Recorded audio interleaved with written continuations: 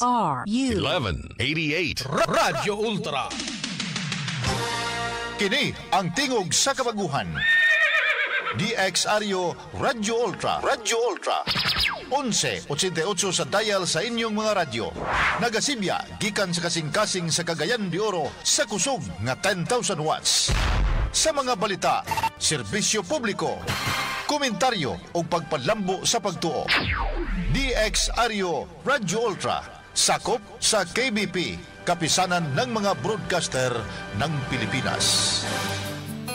Tingog sa kabaguhan, Radyo Ultra.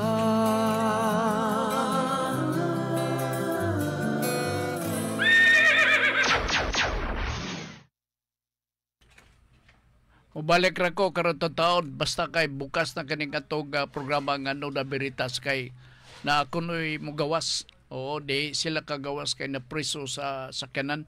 Mubreak sa ata Jet.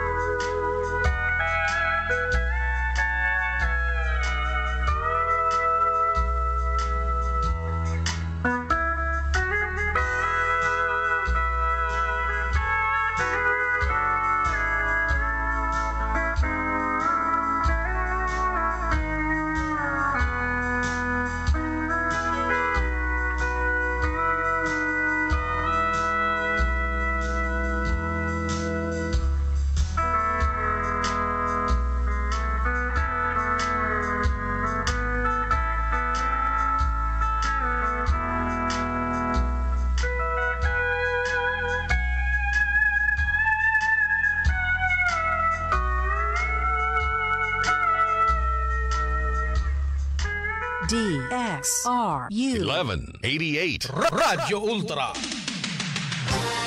Kini ang tingog sa kabaguhan. DXRU Radio Ultra. Radio Ultra. 1188 sa dial sa inyong mga radyo. Nagasibya gikan sa kasing-kasing sa Cagayan de Oro sa kusog nga 10,000 watts. Sa mga balita, serbisyo publiko, komentaryo o pagpalambo sa pagtuo. DXRU Radio Ultra. Sakop sa KBP, kapisanan ng mga broadcaster ng Pilipinas. Tingog sa kabaguhan, Radyo Ultra.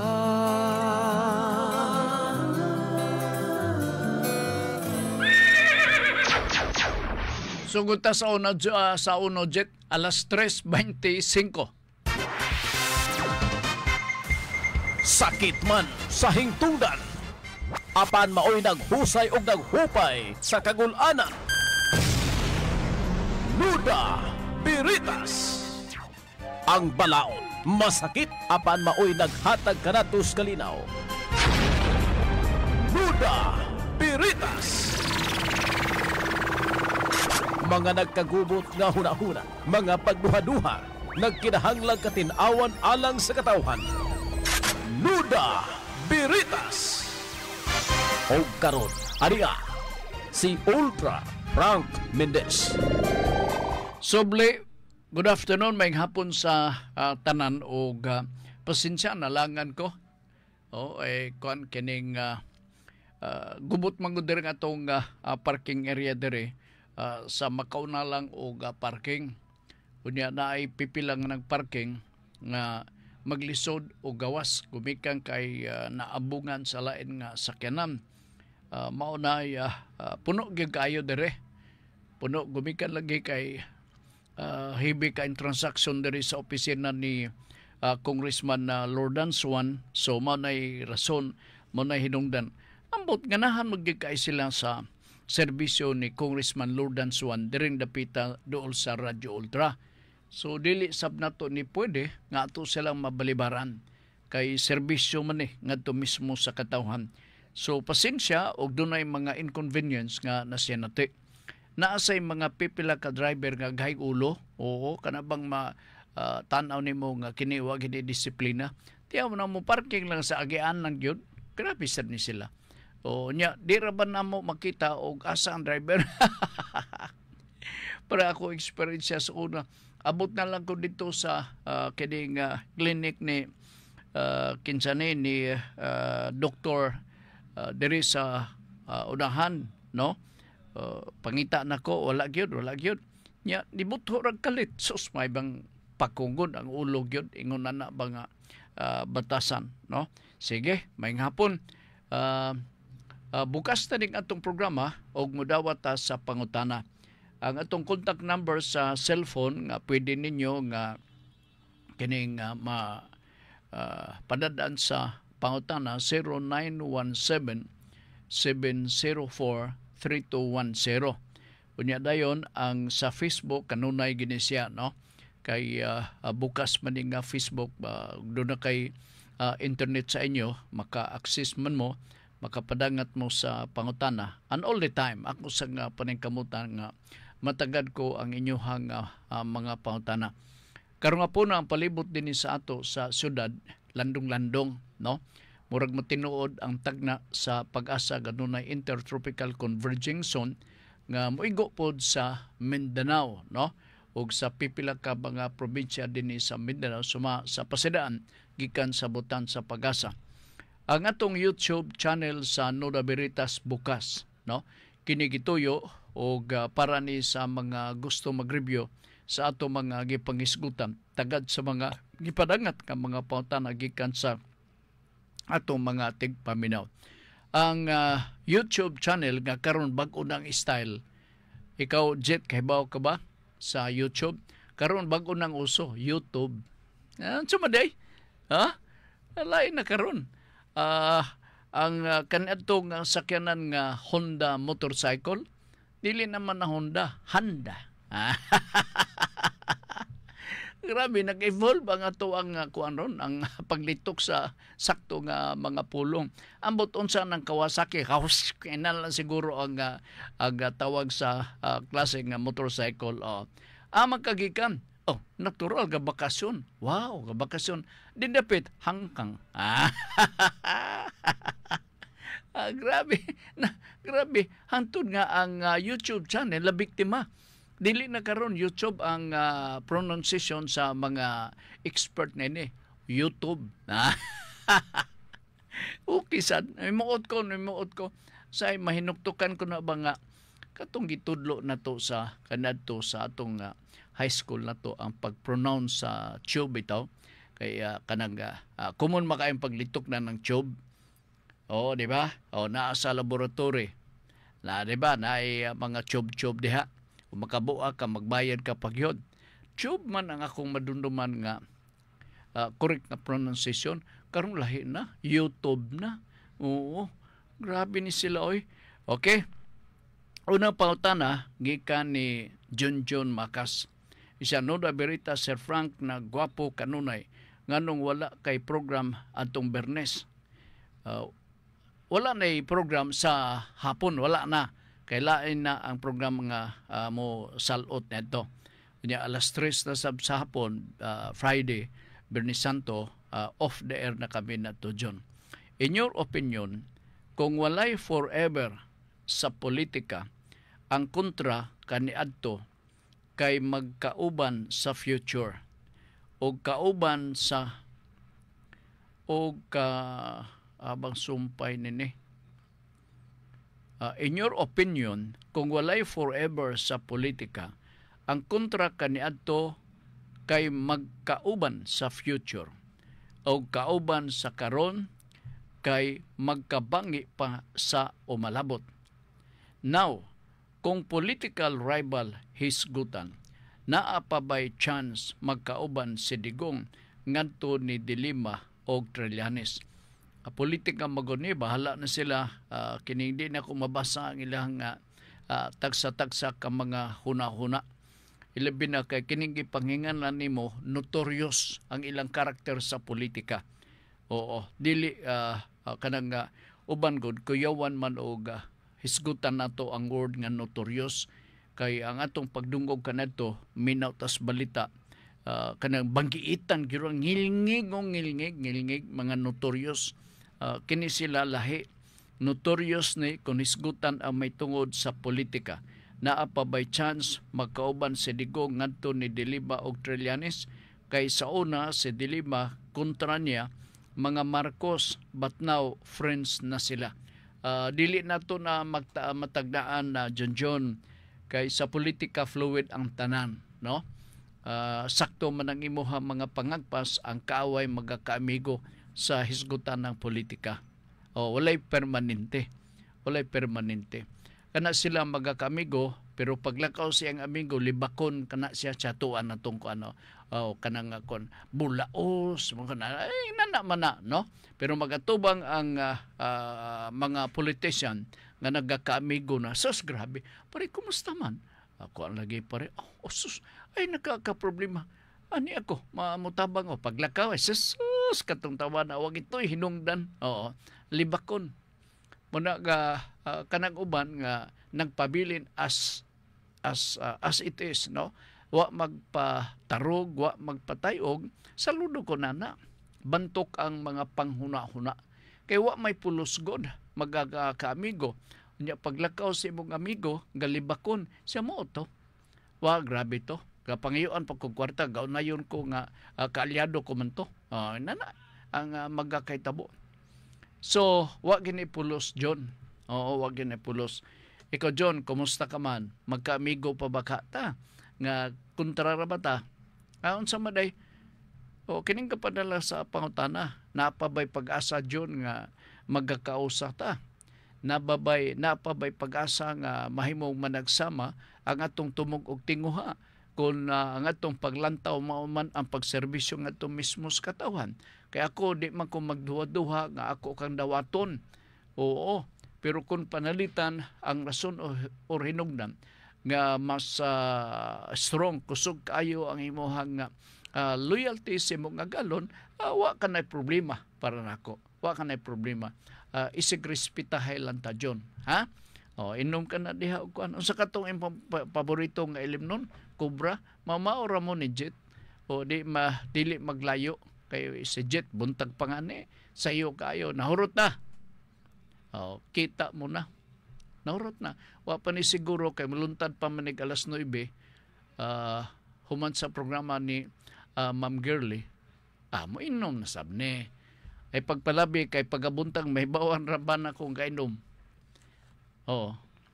Ilabi na ko musunod ko sa lakaw tekang. So murag tambutso ang tao nga kining nakainom.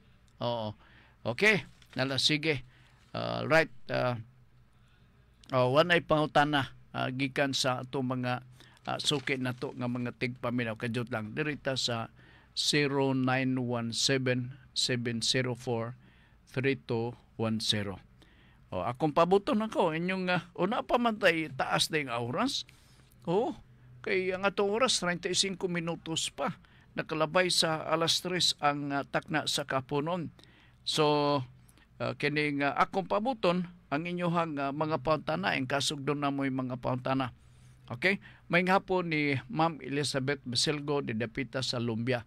Karon siguro basig og baga-baga na pangano dito sa Lumbiang area. Kay ni ana mo og kalandong. Good afternoon po ni Ma'am Fee Mundia dito Dapita sa Palas Bungod Bukidnon sa tanan nato mga suki nga mga tigpaminaw ni Shirley Alvarez, ni Ma'am Clara Fro, ni sa Ormoc City, no? Dito nakadalikit man day si BP Sara. Sa Ormoc City, Samuel Duldulya. Ingon man po si Alfio Arindain, layo ni. Dendapita sa Bohol, good afternoon, Dendapita sa Bohol. Kaganina, doon ako yung istorya nga, gikan din ni. Nakuha naman kakaroon. Siya ni aga exercise ko. Kay ang iyang po yanan murag naa sa Tagbilaran City. Siya ba abini mo grabe kayo. Nga naman, limpyo kayong merkado dari palibot. Ang ato diha, nahimo ng fish landing area. Gibalhin na ang fish landing area naa na sa Osmeña. So may siguro nga official na to ipaibaw sa katawhan din sa atong syudad nga doon na tayo lain nga fish landing area.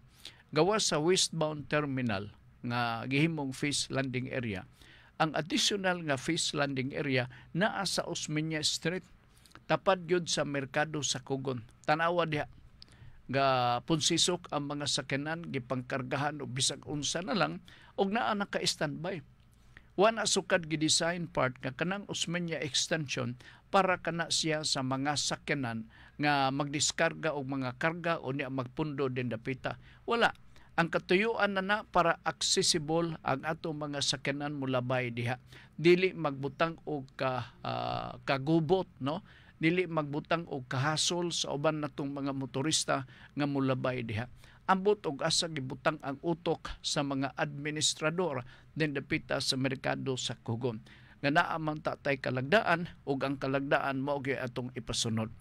Okay? Na mao kana ang ato ang ipahinumdom. So dito sa Tagbilaran, unsay akong reaksyon? No. Nako, masabot man na part kay kuan manggod kanang ang Tagbilaran dili pa kay populated nga area. So naa pa ang orderly insofar as the direction and management of the traffic palibot diha sa inyong kamerkaduhan. Hapsay limpyo gyud kayo ingon pa niya. Diri sa Osmeña Street, diri dapitas merkado sa Kugon, munang pinaka-worst nga street part kanang tapad din dapitas merkado sa Kugon nga ang fish landing area gibalhin na naa na diha nato makita og nakahatag nagdugang kahugaw. Amot og asa ang atong mayor, galabad gyud siguro ang atong ang ulo sa atong mayor. Kadaghang bagay problema og magmayor ta. Correct yun. Insakto kagyod, wa kagyod masayop sa imuhang mga pangagpas. Busa kapo yung kayo, wala og tuo, no? Ilabi na kung doon na isyo nga batok nimo, di karabag yun lungan. Naan sa maday, sige kang yung biradahan na taman sa mahimo. Kanagod, kung ang atong atensyon sige ipatawag, mahimo magutang nga incompetent, what pulos nga pagkamayor, o wa tay political will, ilabi na ang atong pag-manage sa siyudad sa Cagayan de Oro. Kana lang din dapita sa Osmania. Tanawan ninyo og bakak bang atong istorya.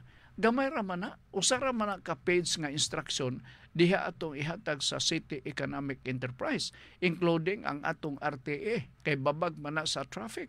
Usa ra na ka memorandum hawan din na ditso apan ka gumikan sa kakuwang sa kaisog.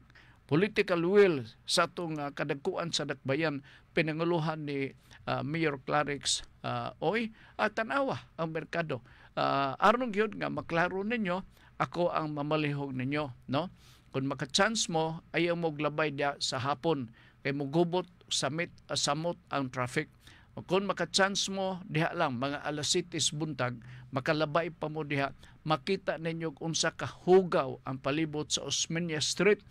Dalan ka na labyanan sa sakyanan, dili ka na parkinganan, dili ka na punduhanan sa mga fiskar o ban pangmatang sa sakyanan din depita sa Osmeña, dakbayan sa Cagayan de Oro. Okay? Mura na. Gusto ko lang ilakbit na kay naang Kangil-ad Park.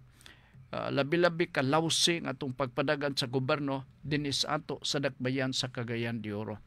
Okay?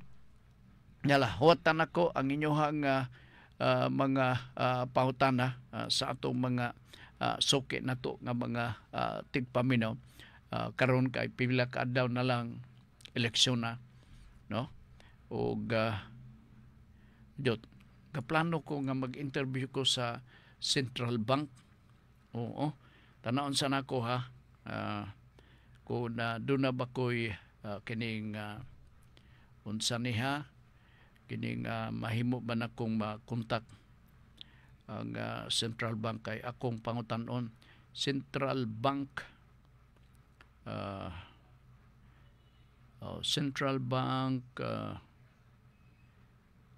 Cagayan de Oro sa baka na.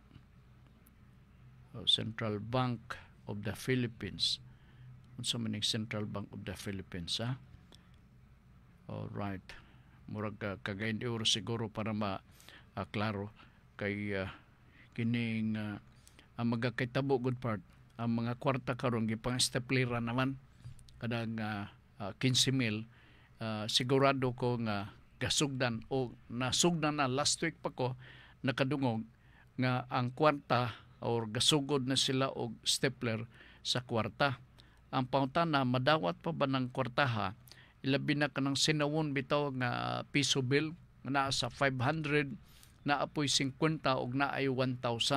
Kung mabuslutan ka na sa stapler, madawat pa kana. Mo nang problema, no? All right, kadyot lang ha, Bangko Sentral o Bangko kadyot. Bangko Sentral.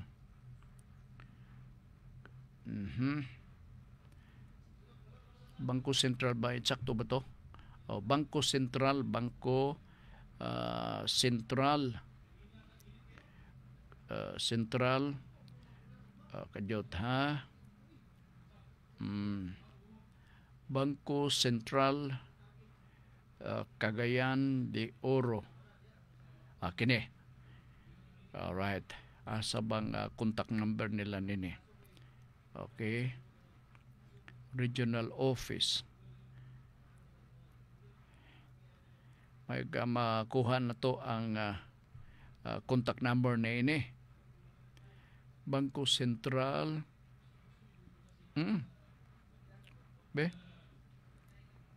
Bangko Sentral Cagayan de Oro. Jot lang. Okay. Ato nga panikamutan na to nga makakuha ta og contact number. Jot lang ha. Kay aron nga maklaro na tong tanan kay kung panalitan ingon nga wa may problema sir madawat na so ako ipaybaw na ko sila labi na sa kampo nila ni Clarix nga padayon mo og stapler na okay gasugod last week pa ko nakadungog na nabala ka ko kay basig matagaan ko sa ilang sakop ay noon sa kamo mahina gi kay mo di lugar mo makadawat. Hibaw man ako, mangdawat mo, pero di mo pud mo butar niya. Diyot lang ha. Wa may contact number nini. Oh, wala. I hope na makatugan ako. Doon na mo ko yung classmate diya, nag-retire naman siguro po, dugay-dugay na may makita. Doon na ako yung classmate diha. Kadyot lang ha. Wala, malas din ako makontak. O, doon na yung makakuan. Kadyot. Hello, programa ko, Clay. Sa may problema, Clay?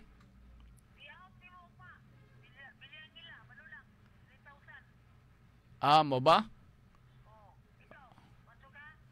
Adto.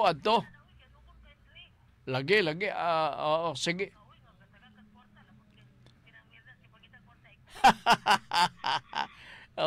Okay, sige. Unsa oras buntag? Sige. Thank you.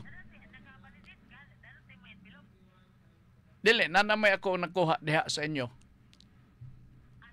Katong certificate.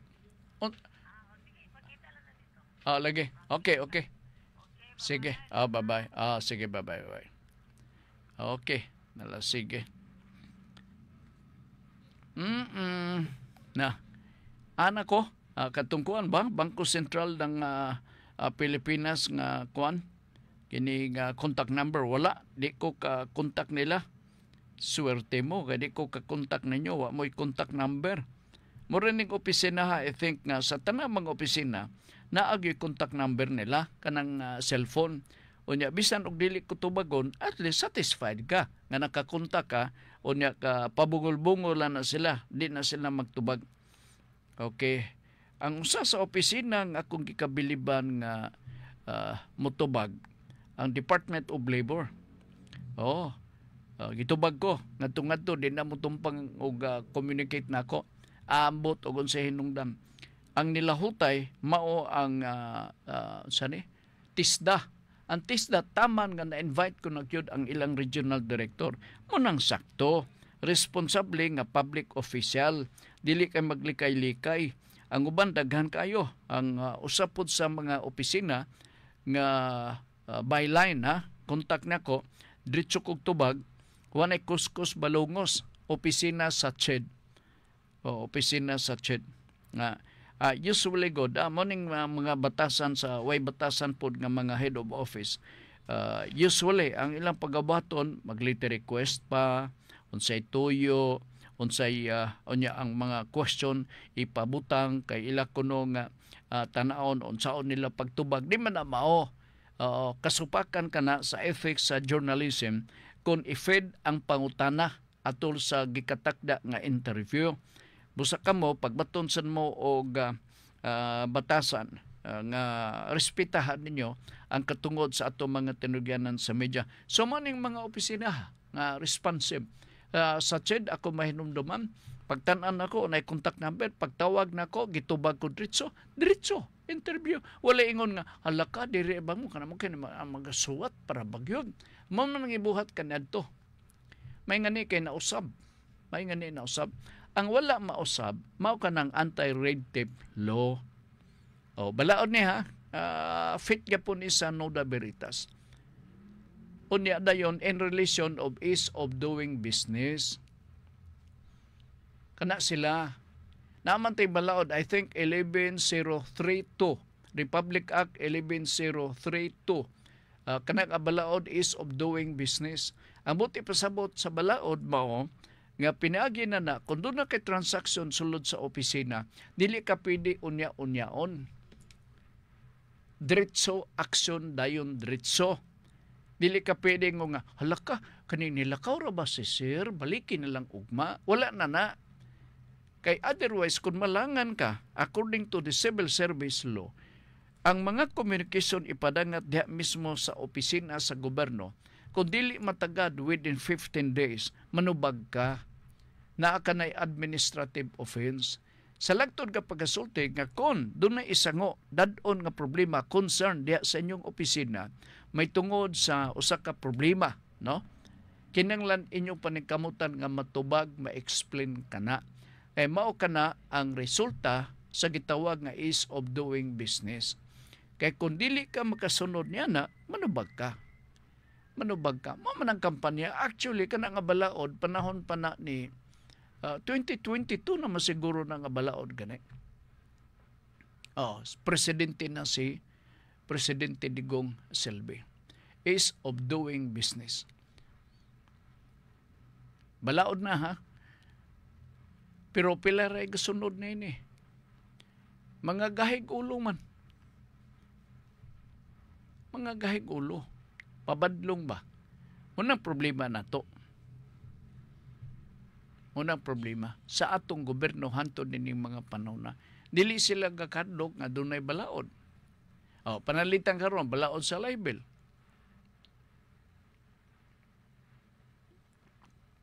Unsa man ang balaod sa libel? Duha ka matang ni sa balaod sa libel.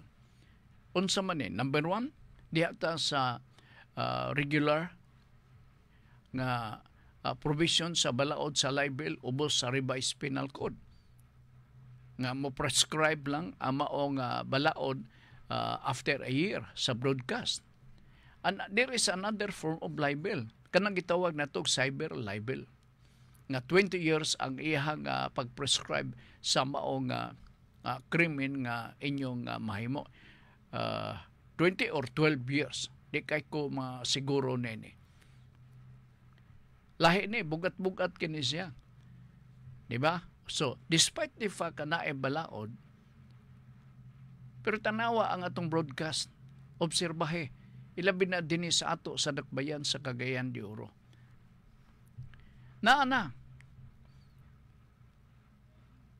mga libelous, nga mga remarks, mga statements, o pwede sila kung tinud-on gayod, kung argibyado ang hingtundan nga parte, mahimo nga sila ipatubag sa violation sa cyber libel.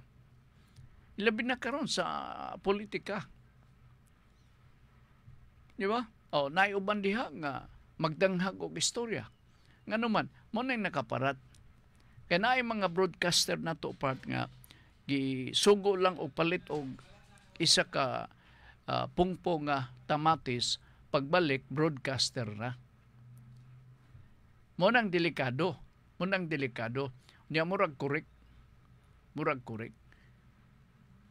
Kung ikaw sa ka-broadcaster, kinala mahibaw ka sa mga guidelines.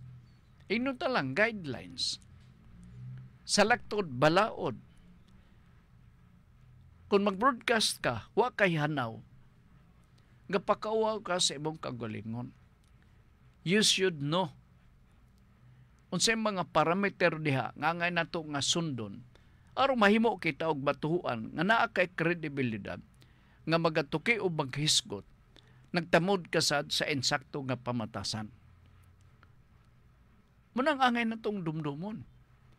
Apan daghan kanato ang nakasupak sa bao nga balaod. Kini reminder lang ni, no? Reminder lang ni sa mga hingtungdan. Niya pa. Kanang mga black timer, naanay guidelines gikan sa KBP. Okay. Ang guidelines sa KBP part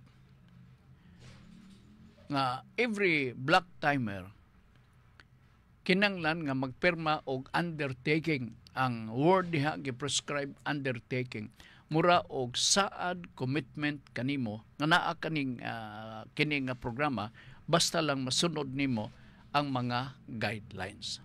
Number 1, unsay guidelines sa mga black timer kanang gahandol sa by the way, ang black timer mo'y gabayad. Ang tao nga nagtagaw-taw, he is not a black timer. Alright. Kung ikaw panalitan nagtagaw-taw, o niya ikaw pag nagbayad, you're a black timer. So kini mga broadcast ngayong kakadunggan diha sa mga kadaplinan part. Kasagaran na black time nga oras, politiko ang gabayad. Pero kanang gatagaw-taw, they are not a black timer. Mga spokesman sila, mga spokesman. Anso, ang undertaking nga gipasabot sa balaod sa KBP, mao ning mosunod. Diha sa undertaking, nag-ingon dito nga, kinanglan nga mabasa nimo ang KBP Code of the Philippines, number 1. Number 2, ang imong nabasa nga KBP Code of the Philippines, imong nasabtan, number 2. Number 3, ang nabasa nimo nga KBP Code, kinanglan imong i-observe o i-apply. Okay? Tulo na ka fundamentals nga angay natong ipasunod sa mga spokesman diha mismo sa karadyuhan. Ang pangutana, nasunod ba ni?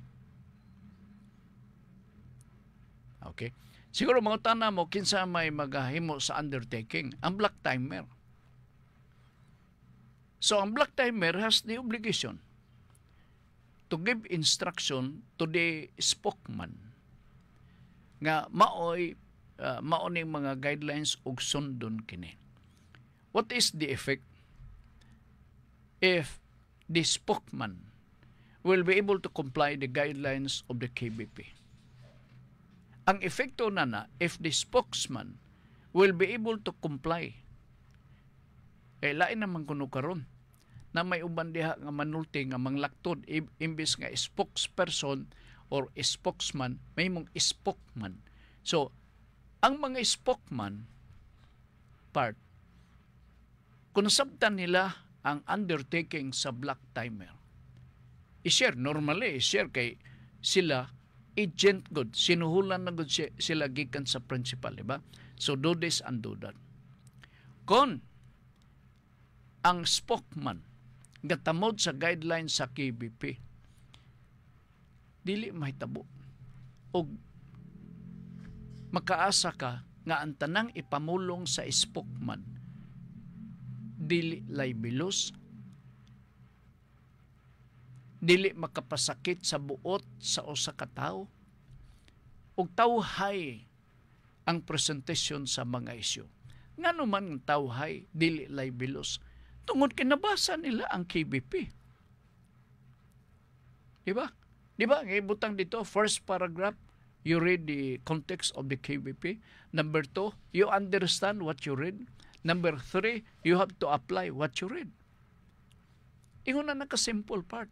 In other words, kung ang tanan magsunod ni ini, magbaton og pamatasan, kay mao man ni ang guidelines sa KBP part. Walay mulo, walay reklamo, walay magkakadunggan na to nga mga tao nga nagbaton og kay ubos, kasakit, nga siya gitira-tirahan, ingon na. Ngano man, nasunod man nilang KBP. Mao na ang sakto. Pero unsa may gibuhat nila karon? Naginumbra. In other words, wag yun magbasa. Kung nagbasa, wa sila kasabot. Munang problema na to karon. Kaya kung nagbasa pa sila sa KBP code, oy, 100% sure. I-apply yun na nila. Why? Because our expectation, the moment you finish reading about the guidelines of the KBP part, you cannot expect that these people will be uttering words that is very bad. Di ba? The remarks issued are acceptable.